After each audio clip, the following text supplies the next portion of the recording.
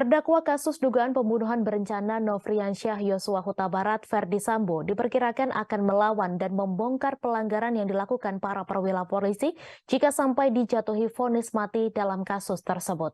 Hal itu disampaikan Ketua Indonesia Police Watch Sugeng Teguh Santoso.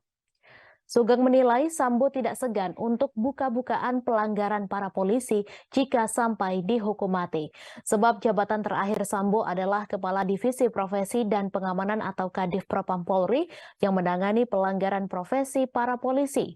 Sugeng memperkirakan jika Sambo sampai divonis mati dan melawan, maka akan muncul kegaduhan baru yang menyeret Polri. Ia memperkirakan Sambo akan membuka borok anggota polisi termasuk perwira-perwira tinggi yang melakukan pelanggaran. Sugeng membenarkan tentang adanya upaya gerilya dari sejumlah kalangan agar Sambo diberi keringanan hukuman. Bahkan menurut Sugeng, IPW sudah mencium gelagat itu sejak awal kasus pembunuhan berencana Yosua terkuak. Seperti diberitakan sebelumnya, pekan lalu Jaksa Penuntut Umum menuntut Ferdi Sambo dengan pidana penjara seumur hidup. Sementara Richard Eliezer dituntut penjara selama 12 tahun. Kemudian istri Sambo yaitu Putri Chandrawati serta ajudannya Riki Rizal Wibowo dan asisten rumah tangga Kuat Ma'ruf masing-masing dituntut 8 tahun penjara.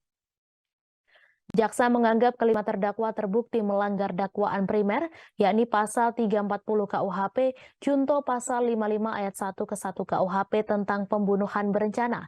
Selain itu, Ferdi Sambo juga dianggap terbukti melanggar dakwaan kedua pertama primer, yakni 49 junto, pasal 33 Undang-Undang Nomor 19 Tahun 2016 tentang perubahan atas Undang-Undang Nomor 11 Tahun 2008 tentang informasi dan transaksi elektronik, junto pasal 55 ayat 1 ke 1 KUHP.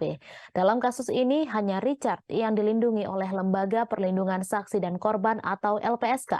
LPSK juga mengajukan permohonan agar Richard dipertimbangkan sebagai saksi pelaku atau justice kolaborator karena pengakuannya membongkar skenario di balik kasus tersebut. Wakil Ketua LPSK Susila Ningtyas mengatakan tuntutan yang dijatuhkan jaksa terbilang besar, mengingat status Baradae yang merupakan justice kolaborator atau saksi pelaku dalam perkara ini. Padahal dalam Undang-Undang LPSK tertuang adanya tuntutan hukum kepada terdakwa yang direkomendasikan sebagai justice kolaborator dalam setiap perkara. Adapun tuntutannya itu yakni pidana paling ringan dibanding terdakwa lain dari pasal yang didakwakan atau bahkan pidana percobaan.